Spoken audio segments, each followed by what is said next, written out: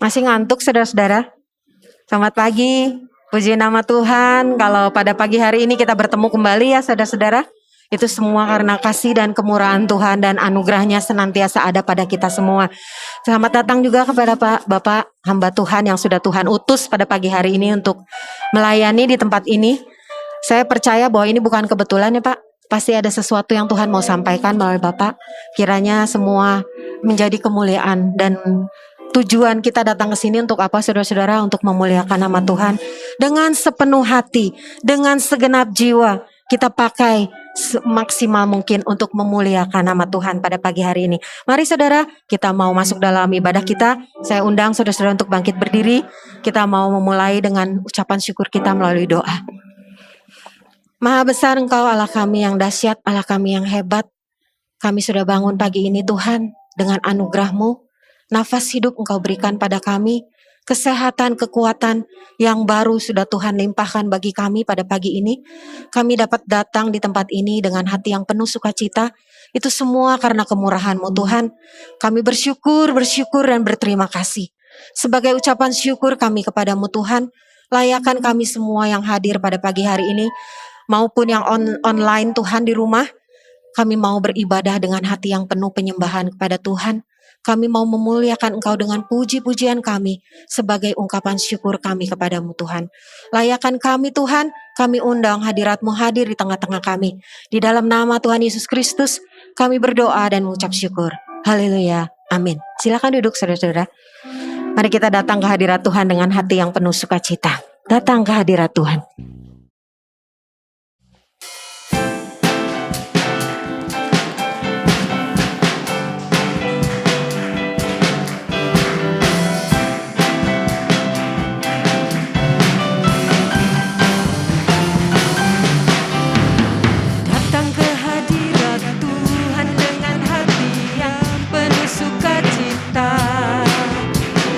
Datang ke hadirat Tuhan dengan senyum dan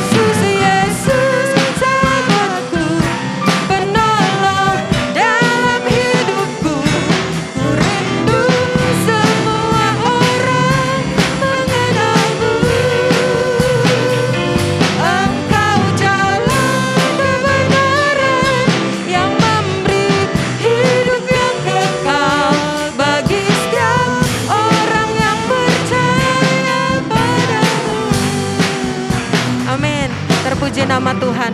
Kita hidup semua karena anugerah Tuhan ya saudara-saudara. Oleh sebab itu, jangan sampai kita berpikiran untuk ragu-ragu mengikut Tuhan. Karena satu-satunya jalan kebenaran dan kehidupan ada di dalam Tuhan Yesus Kristus. Mari kita bersama-sama untuk menguatkan hati kita dengan iman yang ada pada kita. Memohon pimpinan Roh Kudus supaya kita terus mengikuti Yesus dengan hati yang tulus. Tidak ada maksud yang lain karena Tuhan mengasihi kita juga tanpa syarat. Tanpa syarat kita dikasihi Dia, dianugerahkan kehidupan yang kekal.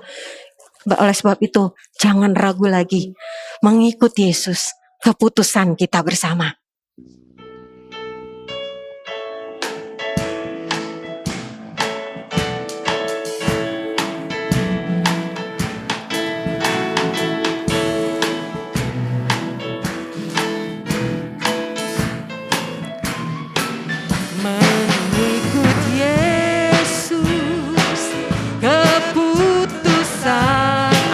Saudara-saudara, mari kita mengangkat tangan. Mari kita mau bangkit berdiri. Kalau saudara-saudara sungguh-sungguh membuat keputusan untuk mengikuti Yesus, mari kita sama-sama mengangkat tangan. Tuhan melihat kita dari surga. Kita mau tidak ingkar Tuhan, tidak mau ingkar Tuhan, mengikut Yesus.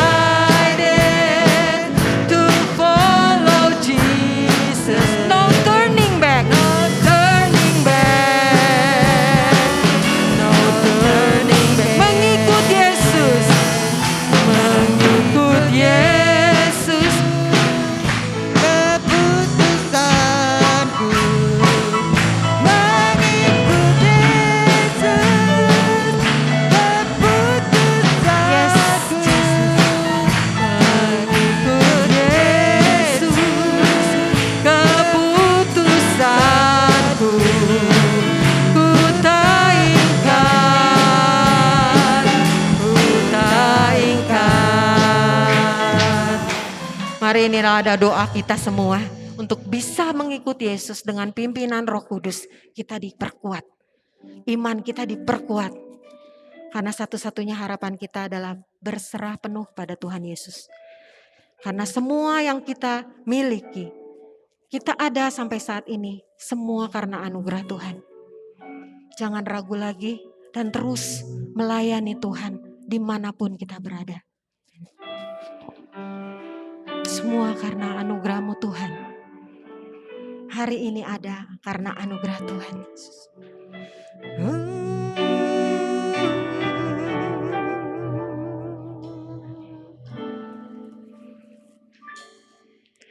Semua karena anugerah-Mu. Hari ini ada, bukan karena kuatku, bukan karena kuatku, namun karena Roh-Mu ku bawa hatiku, ku bawa bawa hatiku, penyembahanku, ku semakin berkurang, Yesus makin bertambah. Mengikut Yesus, itulah kesukaan hatiku. Ku lepas semua hakku untuk mengenal kehendaknya di hidupku. Mengiring Yesus, itulah kekuatan hidupku. Ku yakin anugerahnya mampu jadikanku hamba yang berkenan selalu. Semua karena anugerah-Mu. Haleluya.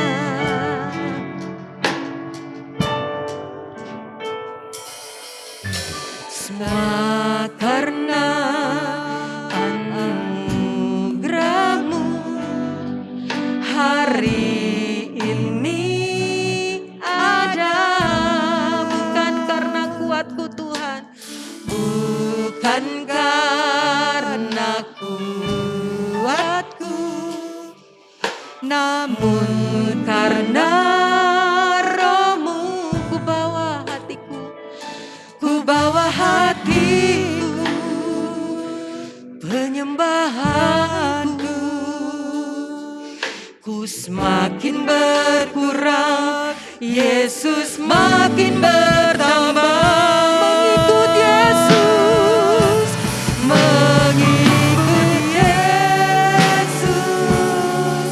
itulah kesukaan hati. Benar Tuhan, ku lepas semua hakku untuk mengenal kehendaknya di hidupku. Mengiring Yesus, ini doa kami Tuhan. Itulah kekuatan hidupku. Ku yakin anugerahnya mampu jadikanku hamba yang berkenan selalu. Mengikut Yesus, haleluya. Mengikut Yesus, itulah kesukaan hati. Yes, ku lepas semua hakku untuk mengenal kehendaknya di hidupku. Mengiring Engkau, mengiring Yesus, itulah kekuatan hidupku. Ku yakin anugerahnya mampu jadikanku hamba yang berkenan selalu.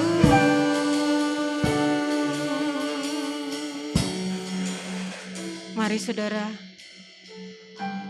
kita kuatkan iman kita, memohon pimpinan Roh Kudus agar iman kita tetap kuat walaupun halangan rintangan ada di depan kita.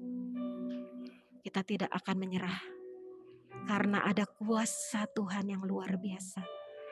Tuhan kita yang hebat, Tuhan kita yang dahsyat, yang tidak akan membiarkan kita jatuh. Sekalipun kita jatuh, Dia akan dengan rela mengangkat kita, menggendong kita. Sekalipun kita sudah tidak kuat untuk berjalan, Tuhan penuh kasih. Tuhan mengangkat kita. Dia kuat untuk menggendong kita. Tuhan Yesus. Haleluya.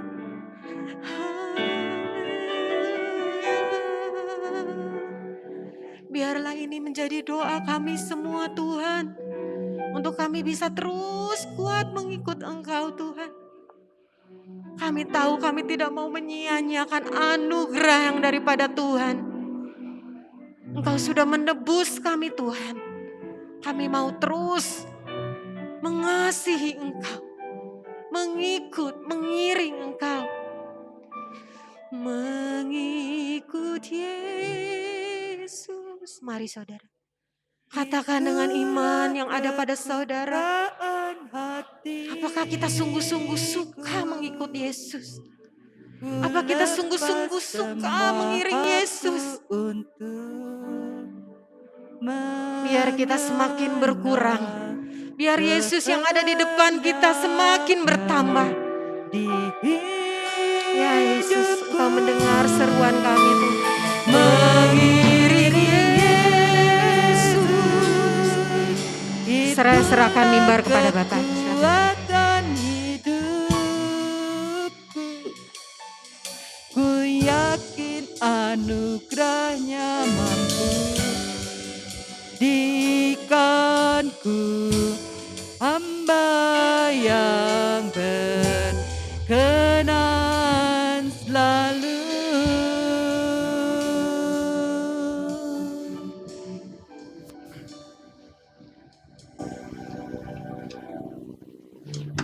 Inilah Tuhan pengakuan kami bahwa mengikut Yesus itu adalah keputusan yang terbaik dalam hidup kami. Kami percaya Tuhan, kami mengikut Tuhan Yesus tidak sia-sia. Karena kami memiliki jaminan hidup yang kekal. Kami memiliki satu kepastian di dalam Tuhan Yesus Kristus. Sehingga setiap pergumulan apapun, setiap tantangan apapun, semuanya dapat dilalui oleh karena Tuhan Yesus Kristus yang sudah bangkit menjadi Tuhan dan Juru Selamat atas kehidupan kami.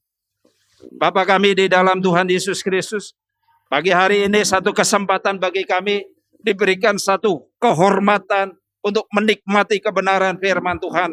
Biarlah kebenaran firman Tuhan yang akan kami pelajari bersama-sama terus akan mendorong kami, memacu kami, memberi semangat kepada kami, memberikan kekuatan kepada kami, bahkan memberikan nasihat kepada kami, supaya kami hidup sungguh-sungguh di dalam kebenaran akan kasih sayang Tuhan Yesus Kristus. Engkau kiranya akan berbicara kepada kami semua Tuhan, baik umat-Mu yang mendengarkan pada pagi hari ini, baik secara online maupun secara onsite, maupun juga hamba-Mu yang akan berkata-kata, biarlah tuntunan-Mu, penyertaan-Mu, bimbingan-Mu, dan pertolongan-Mu sungguh-sungguh nyata Tuhan di dalam kehidupan yang Tuhan percayakan kepada kami. Terpujilah Engkau Tuhan Yesus Kristus. Di dalam nama Tuhan Yesus Kristus kami sudah siap untuk mendengar. Haleluya. Amin. Silakan Bapak Ibu duduk. Mohon maaf Bapak Ibu saya lepas. Selamat pagi Bapak Ibu yang dikasihi Tuhan Yesus Kristus.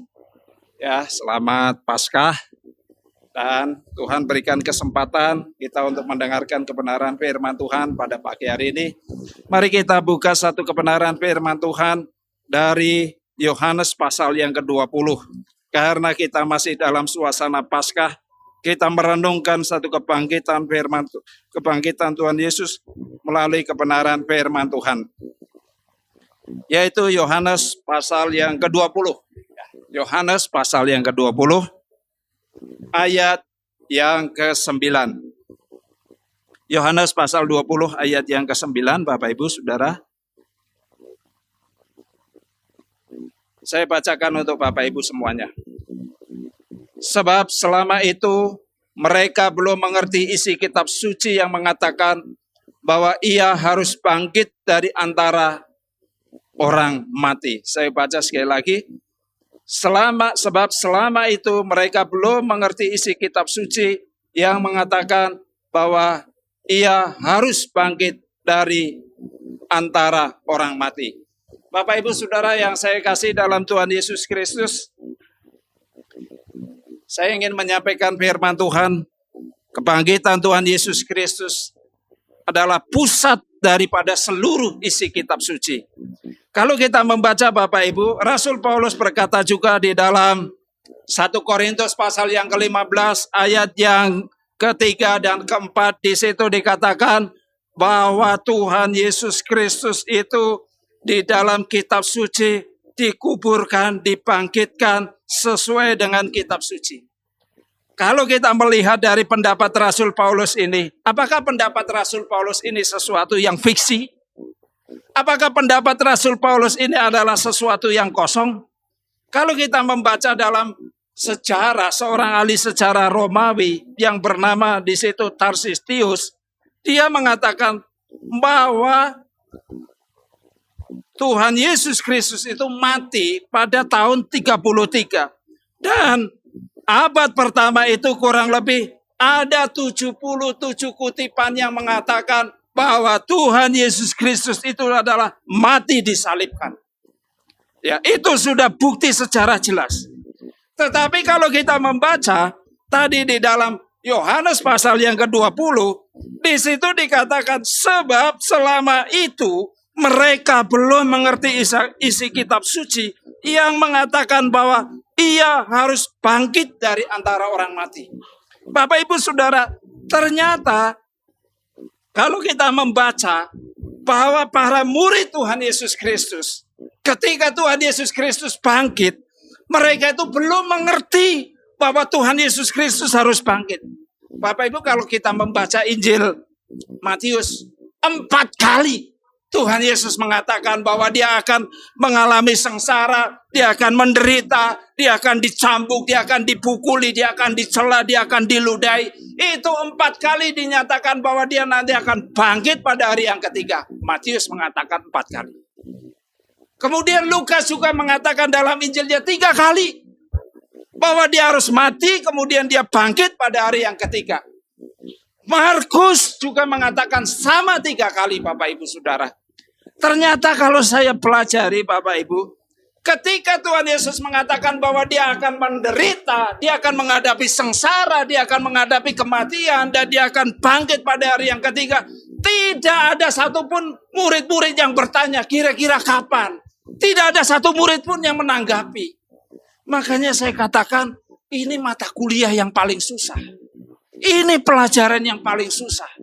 Karena murid-murid Tuhan Yesus sendiri juga tidak ada yang bertanya, tidak ada yang menanggapi, tidak ada yang mengeluarkan pendapat. Ketika Tuhan Yesus mengatakan bahwa dia akan menderita, kemudian dia akan mati, kemudian dia akan bangkit, tidak ada satupun murid yang bertanya pada waktu itu. Sampai kepada kematian, dan itu terjadi.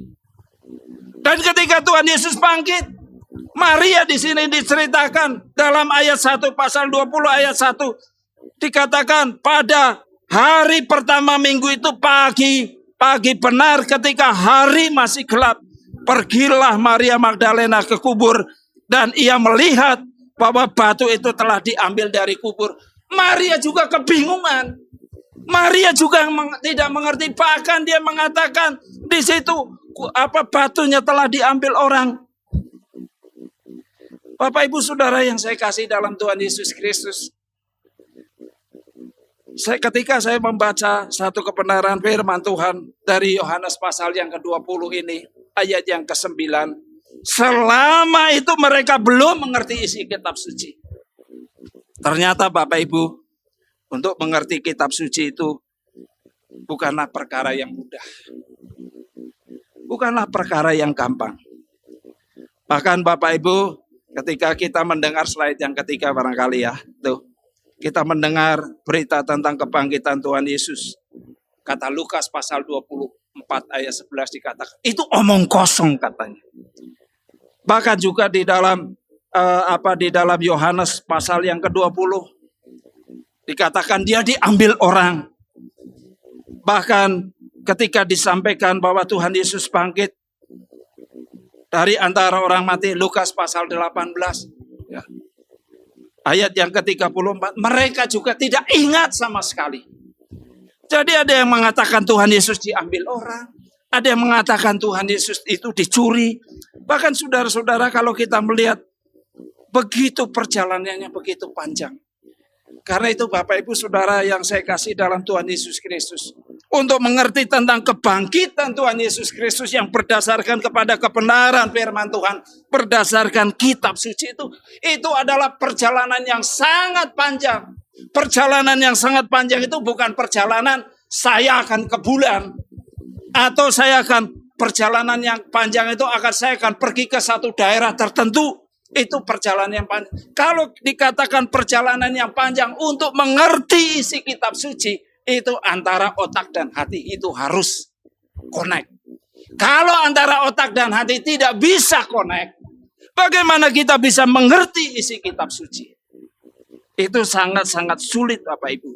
Nah, murid-murid Tuhan Yesus kenapa ya? Saya bandingkan itu dengan Lukas pasal yang ke-24 Bapak Ibu.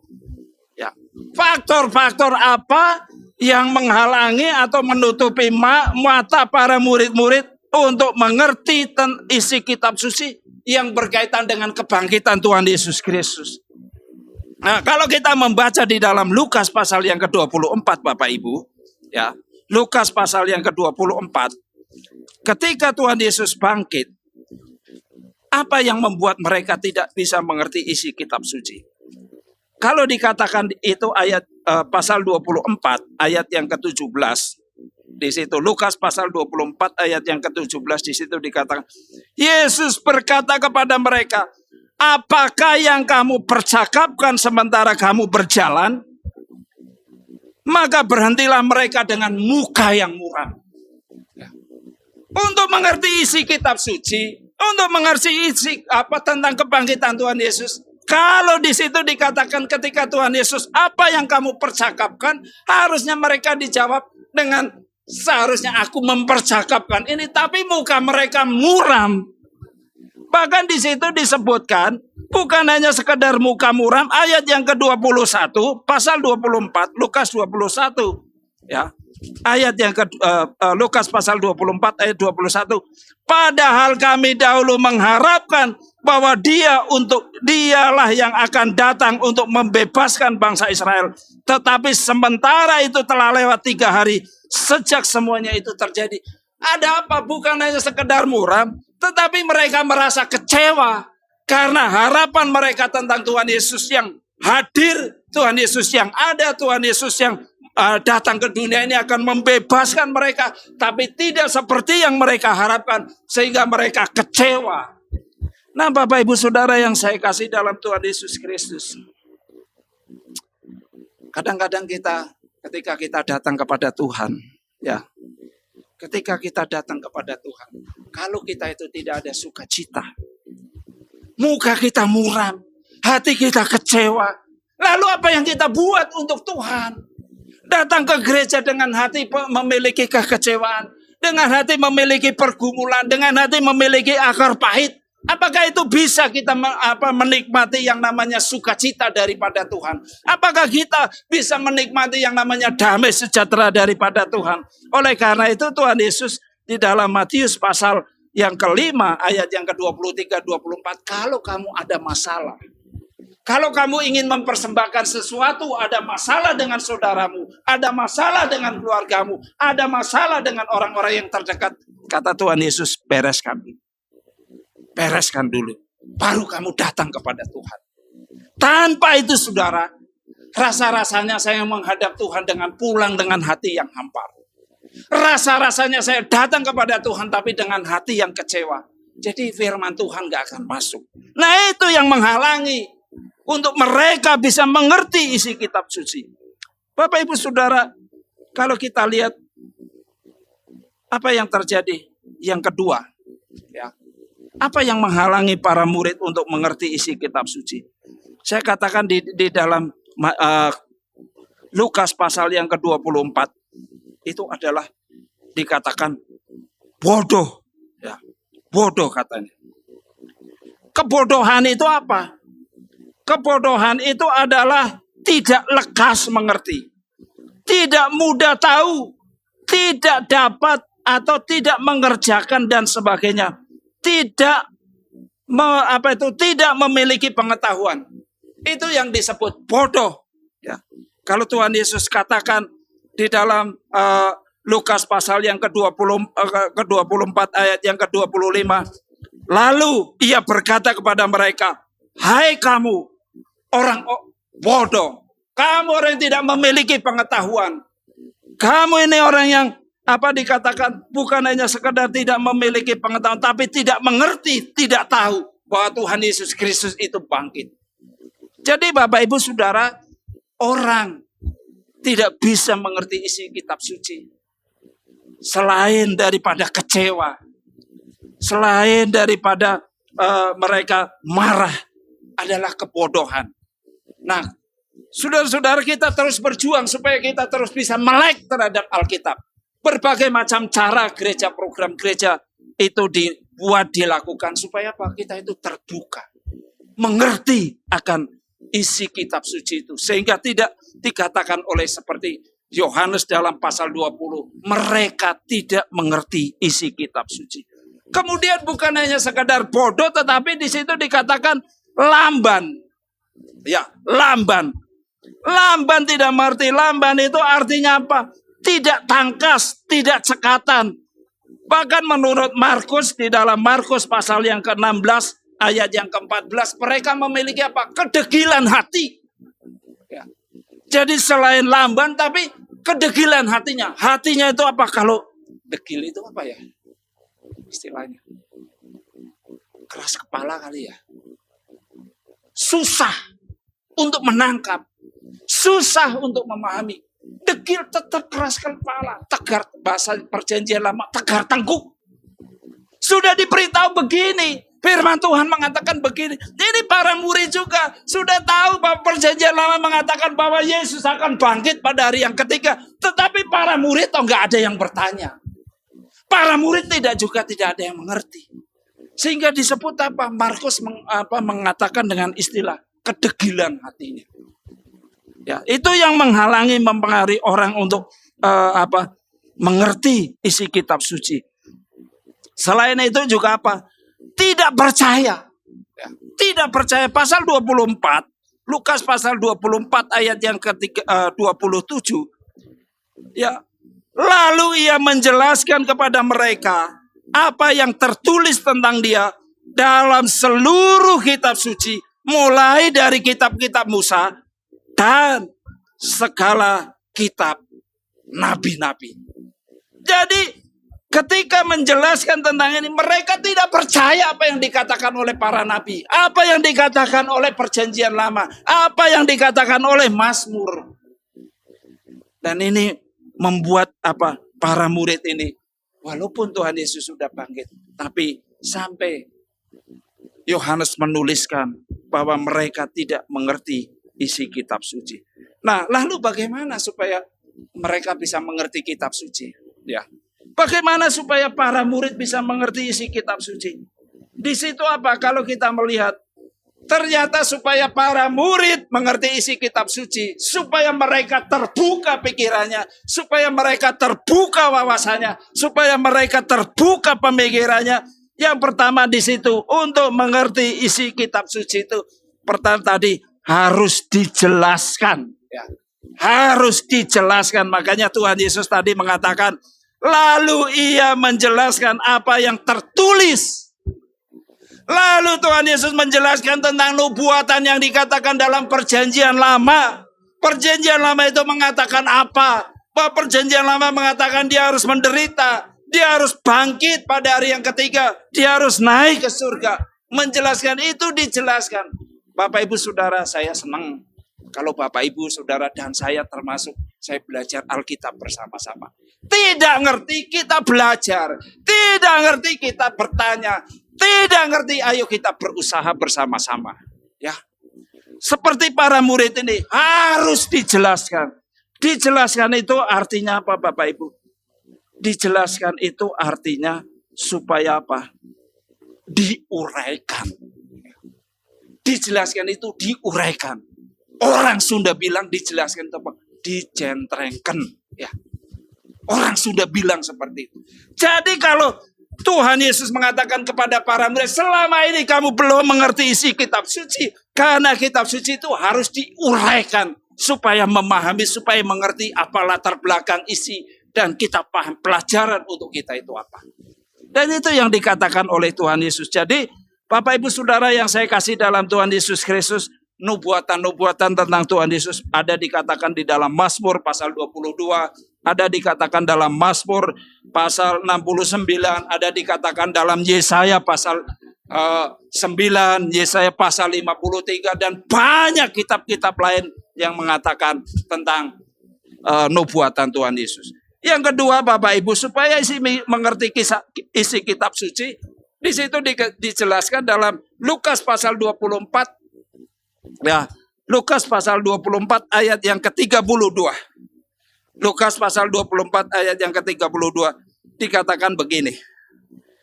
Kata mereka seorang kepada yang lain, bukankah hati kita berkobar-kobar ketika ia berbicara dengan kita di tengah jalan, dan ketika apa? Ketika ia menerangkan kitab suci kepada mereka. Bukan hanya sekedar dijelaskan, tetapi kitab suci itu apa? Diterangkan. Diterangkan itu apa? Diuraikan supaya jelas. Kemudian mengungkapkan, mengemukakan, itu arti diterangkan. Jadi supaya kita bisa belajar isi kitab suci, supaya kita bisa memahami isi kitab suci, harus diuraikan dengan jelas, harus mengemukakan, harus mengungkapkan apa itu isinya. Kalau kita tidak bisa itu, ya bagaimana kita mengerti? Makanya belajar Alkitab itu adalah tidak sekaligus, tapi harus proses. Proses. Karena harus dijelaskan, harus diuraikan, harus dikemukakan, harus dipaparkan supaya mengerti, begitu Bapak Ibu. Ya. Kemudian kalau saya lihat orang-orang yang melek kitab suci. Orang-orang yang melek kitab suci itu siapa? Abraham Lincoln, Presiden Amerika. Ya, waktu itu dia berkata begini, saya percaya bahwa Alkitab adalah pemberian yang pernah Tuhan berikan kepada semua manusia. Alkitab adalah pemberian kepada semua manusia. Semua kebaikan dunia dikomunikasikan kepada kita melalui kitab ini. Bapak Ibu bisa lihat di Google. Apakah Abraham Lincoln pernah mengatakan seperti itu? Saya mengutip seperti itu. Bahwa Alkitab itu adalah sebuah kebaikan yang pernah Allah berikan kepada manusia. Untuk apa ada Alkitab ini? Ini adalah untuk tuntunan hidup Bapak Ibu dan saya. Ini adalah untuk pedoman hidup Bapak Ibu dan saya. Karena itu saya pernah mendengar kalau pemberkatan nikah, ya, pemberkatan nikah atau habis baptisan kan dihadiahi Alkitab sama gereja, ya Pak Pendeta. Tapi Alkitabnya ditaruh di laci lemari masih bagus. Nggak pernah dibuka. Nggak pernah dibaca. Sehingga masih utuh. Aduh, Alkitabnya kok masih bagus. Kalau saya mau udah rusak, robek-robek begini Bapak Ibu. Ya. Jadi Alkitab itu diberikan oleh gereja. Alkitab itu diberikan untuk tuntunan hidup. Untuk pedoman hidup. Supaya kita ngerti. Kalau ada bagaimana ada masalah dalam keluarga. Ada masalah dalam pernikahan. Ada masalah dalam pendidikan anak. Ada masalah menghadapi zaman sekarang. Ini Bapak Ibu. Ini. Tapi dibaca enggak? Jemaat sendiri mau baca semua Alkitab ya. Enggak ada yang tidak baca ya Bu ya. Ya. Saya percaya itu, saya percaya. Ada lagi Presiden Amerika namanya Theodore Roosevelt. Dia mengatakan, bila manusia katanya, bila manusia tidak mengenal Alkitab, ia akan menderita karena kehilangan sesuatu yang dia perbaiki. Kalau orang tidak mengenal Alkitab, ada dia kehilangan sesuatu. Kehilangan berkat Tuhan. Kehilangan tentang janji keselamatan. Kehilangan tentang kehidupan yang kekal. Kehilangan tidak tahu tentang menyadarkan, menginsafkan akan dosa. Bapak Ibu Saudara. Ya. Jadi itu Bapak Ibu yang sangat luar biasa. Supaya bisa mengerti isi kitab suci. Bahkan saya nggak tahu, terlalu lama ya Pak. Oh ya, mohon maaf saya waktunya, soalnya saya suka ngelantur kalau ngomong ya. Ya, ya.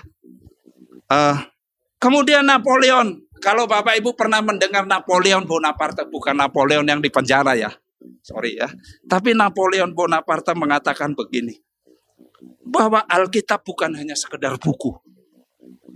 Ya, Alkitab bukan hanya sekedar buku, tapi dia sebut adalah makhluk hidup, tanda kutip.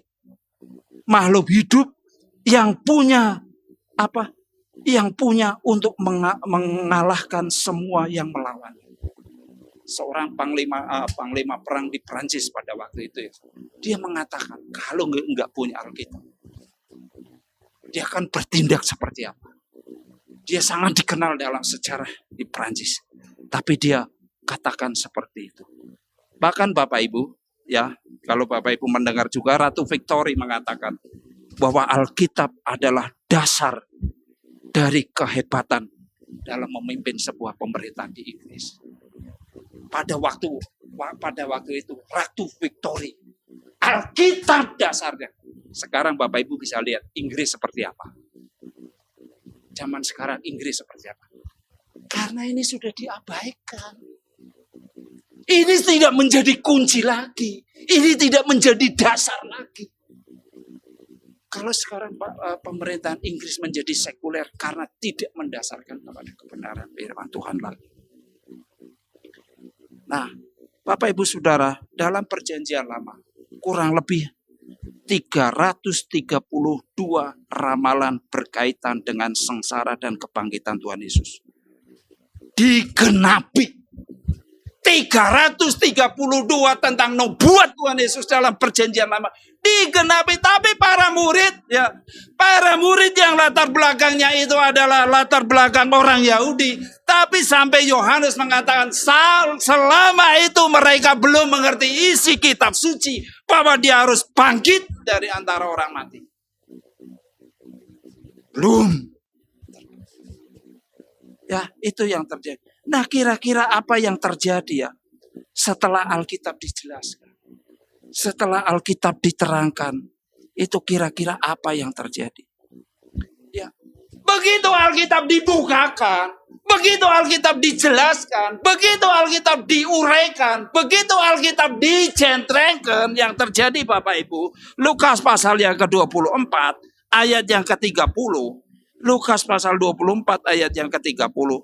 Di situ apa? Waktu ia duduk makan dengan mereka, ia mengambil roti, mengucapkan berkat, lalu memecah-mecahkannya dan memberikannya kepada mereka. Ya, ayat 31-nya apa? Ya. Pasal 24 ayat 30. Ketika itu apa? Terbukalah mata mereka. Artinya mereka tercengang, artinya mereka takjub, artinya mereka kagum. Oh, selama ini aku nggak ngerti. Selama ini aku belajar tapi aku nggak paham. Selama ini aku belajar tapi aku nggak ngerti maksudnya. Karena itu ketika Tuhan Yesus menjelaskan lewat, cara Tuhan Yesus melayani dia. Cara Tuhan Yesus membagikan roti. Cara Tuhan Yesus membagikan ikan. Baru terbuka. Oh, betul firman Tuhan. Oh, betul ini nubuatan. Terbuka Bapak Ibu. Ya, terbuka pikirannya untuk mengerti isi kitab. Bapak Ibu dan saya, kalau kita belajar Alkitab, supaya terbuka pikiran kita. Fokus. Jangan seperti anak muda sekarang istilahnya. Solfuk ya. Salah fokus katanya. Tapi kita harus fokus, minta tuntunan Tuhan supaya dibukakan sehingga kita bisa mengerti daripada isi kitab suci. Kalau kita tidak bisa fokus kepada firman Tuhan, kita tidak akan bisa mengerti isi kitab suci. Nah, itu yang dikatakan. Jadi dibukakan dulu dengan apa? Dibukakan dulu dengan pengalaman. Dibukakan dulu dengan pelayanan. Dibukakan dulu cara Tuhan Yesus melayani mereka. Baru mereka, oh iya betul ya. Dia yang dinubuatkan, dia yang ada dalam perjanjian lama, dia yang sudah ada sejak dahulu kala, baru dia terbuka. Yang kedua apa? Setelah dibukakan, mereka apa? Di situ dikatakan setelah dibukakan ternyata apa? Di matanya Kleopas itu ada katarak matanya. Di situ kan ada yang menghalangi mereka. Ya, ada yang menghalangi mereka. Katarak rohani mereka itu harus dibukakan. Tanpa katarak rohani tidak dibukakan, dia tidak akan mengerti. Barangkali ini Kleopas ini murid Tuhan Yesus yang dia tidak mengerti, tidak mengikuti perjalanan sengsara Tuhan Yesus, tidak mengerti penderitaan Tuhan Yesus, bahkan barangkali dia tidak mengiring sampai ke kuburan ke penderitaan Tuhan Yesus sehingga Kleopas ada katarak rohani. Tapi kalau misalnya dia adalah tahu tentang sengsara Tuhan Yesus, dia tahu tentang penderitaan Tuhan Yesus, dia tahu seperti Petrus, seperti Yohanes mengiring sampai kepada bukit Golgota, barangkali pikiran Kleopas tidak seperti itu, Bapak Ibu Saudara. Ya. Kemudian di dalam pasal 24 ayat yang ke-45 dikatakan, ya, lalu ia membuka pikiran mereka sehingga mereka mengerti isi kitab suci. Dibukakan pikirannya, dibukakan selaputnya, dibukakan yang menghalangi, dibukakan apa? Katarak rohaninya, sehingga apa? Matanya terbuka, matanya paham, matanya mengerti, matanya tahu tentang isi kitab suci. Bapak Ibu Saudara yang saya kasih dalam Tuhan Yesus Kristus, ini menarik Saudara. Ya, setelah itu apa? Matanya dibukakan dalam Lukas pasal yang ke-40, Lukas pasal 24 ayat yang ke-46. Katanya kepada mereka, ada tertulis, Mesias harus menderita dan bangkit dari antara orang mati pada hari yang ketiga. Dan lagi, dalam namanya berita tentang pertobatan dan pengampunan dosa harus disampaikan kepada segala bangsa mulai dari Yerusalem. Jadi ketika pikiran mereka, wawasan mereka dibukakan, pengetahuan mereka dibukakan tentang kitab suci, apa yang terjadi? Mereka harus memberitakan, yaitu tentang pengampunan dosa, harus disampaikan kepada segala bangsa. Bapak Ibu Saudara yang saya kasih dalam Tuhan Yesus, dari firman Tuhan ini kita bisa belajar apa? Saya simpulkan di situ, dalam kesimpulannya, bahwa Tuhan Yesus Kristus yang bangkit dari kematian adalah relevan dengan segala zaman. Tuhan Yesus yang bangkit adalah relevan dalam segala zaman. Kalau sekarang Bapak Ibu, apakah tidak relevan? Di situ kalau kita membaca dalam Yohanes pasal 20, ya, Maria Magdalena, dia begitu apa? Begitu bimbang. Maria Magdalena hatinya tidak karuan. Maria Magdalena hatinya penuh pergumulan. Maria Magdalena melihat desas-desus apa yang terjadi kalau sudah diambil orang. Tapi dengan bangkitnya Yesus, dengan dia melihat secara langsung, artinya apa? Ada pengharapan, ada kekuatan, ada sukacita, ada iman yang kuat, ada iman yang teguh. Dan itu yang diperlihatkan. Maria, akhirnya Maria begitu semangatnya luar biasa. Bapak, Ibu, dan saya, mari kita memperingati kebangkitan Tuhan Yesus Kristus. Mari kita memperingati Paskah. Semangat! Semangat! Ya, semangat. Kenapa kita harus semangat? Jangan kita kalah sama orang lain. Jangan-jangan nanti kita udah menjadi Kristen puluhan tahun yang lalu, tapi orang yang baru kemarin jadi Kristen, wah, baca Alkitabnya sudah luar biasa. Kita kalah. Ya. Yang berikutnya bahwa berita tentang pertobatan, pengampunan dosa itu harus disampaikan kepada semua makhluk. Ya, siapapun Bapak Ibu, kalau saudara ketemu dengan siapa saja, itu harus disampaikan. Dan yang ketiga, para murid itu adalah saksi hidup. Saksi hidup siapa? Petrus, saksi hidup. Yohanes, saksi hidup. Thomas, semuanya mereka adalah saksi hidup. Dan saya katakan di dalam itu tulisan saya itu, saya katakan bahwa kebangkitan Tuhan Yesus itu memberi gairah, memberi semangat, memberi dorongan, memberi mendalami kebenaran firman Tuhan, menghayati kebenaran firman Tuhan. Kalau kita Bapak Ibu Saudara dengan kebangkitan itu kita tidak semangat, ya, kita tidak semangat, tidak ada gairah. Lalu apa artinya buat kita tentang kebangkitan Tuhan Yesus? Dan saya katakan begini, ya, kebangkitan Tuhan Yesus itu adalah muara atau pusat dari seluruh Alkitab. Artinya apa? Berita Alkitab itu mengarah kepada apa?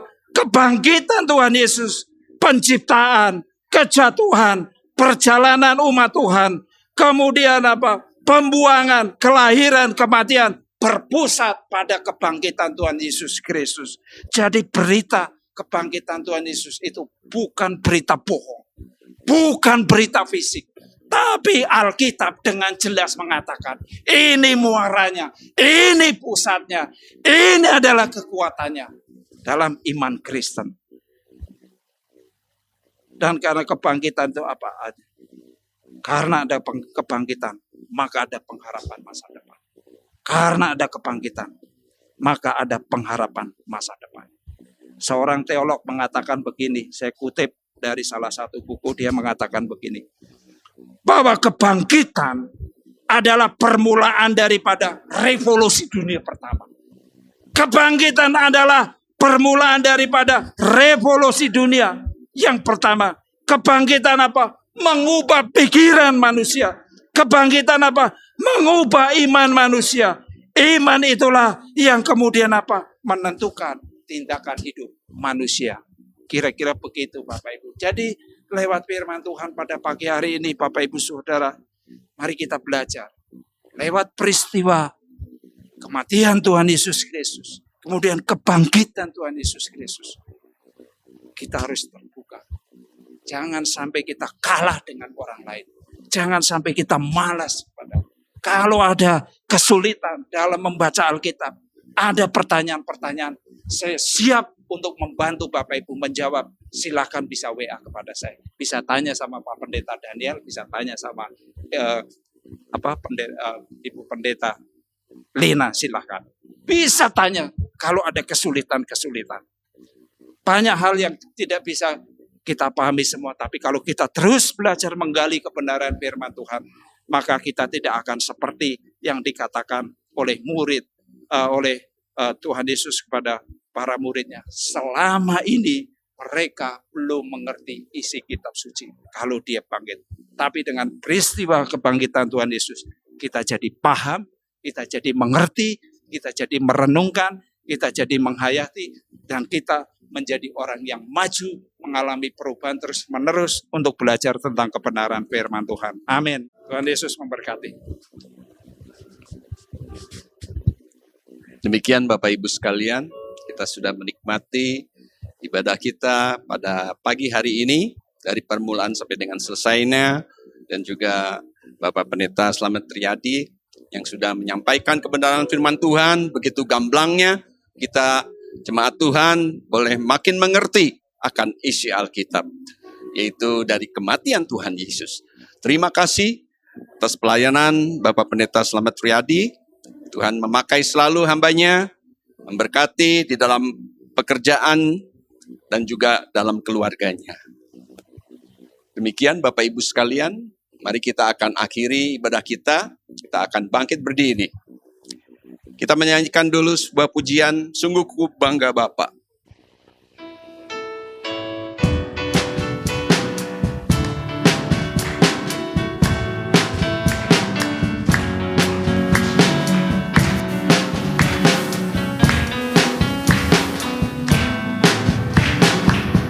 Sungguh ku bangga Bapa, punya Allah seperti Engkau. Sungguh ku bangga Yesus, atas segala pengorbananmu.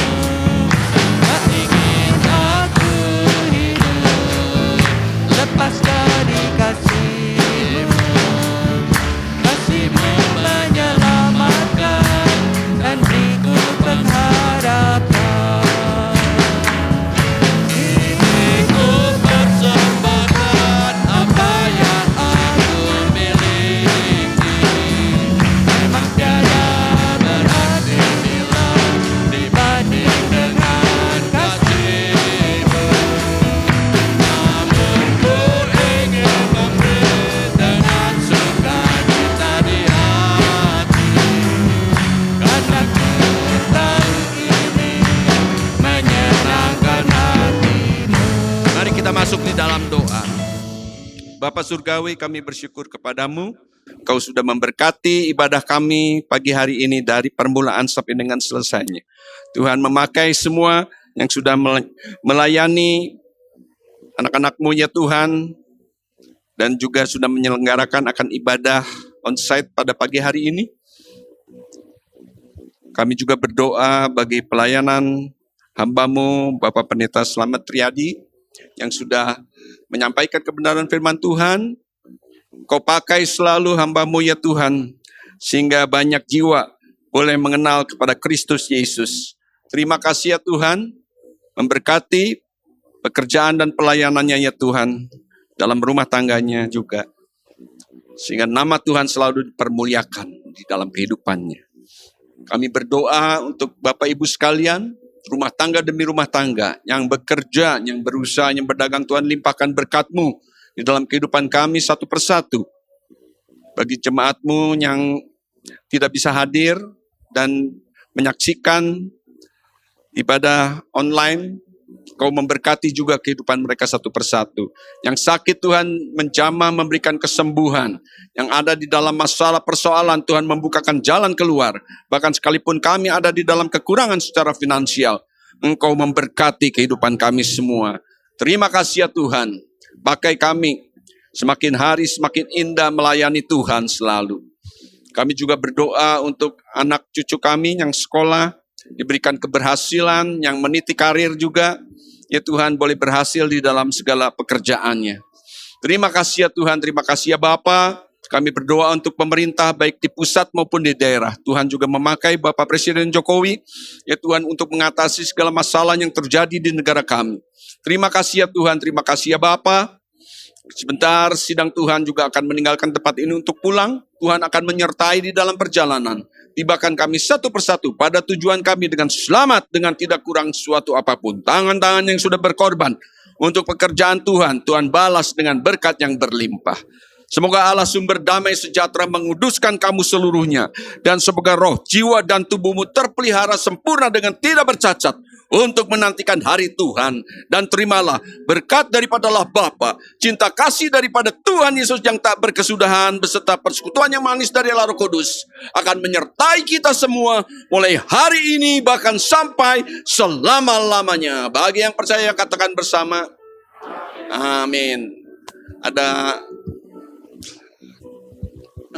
pengumuman itu ibadah Paskah wanita ya, GBI Sermon Sinai Philadelphia hari Selasa tanggal 26 April 22 secara Zoom jam 19. Kiranya jemaat ibu-ibu bisa mengikuti acara ini. Mari kita nyanyikan kembali pujian tadi.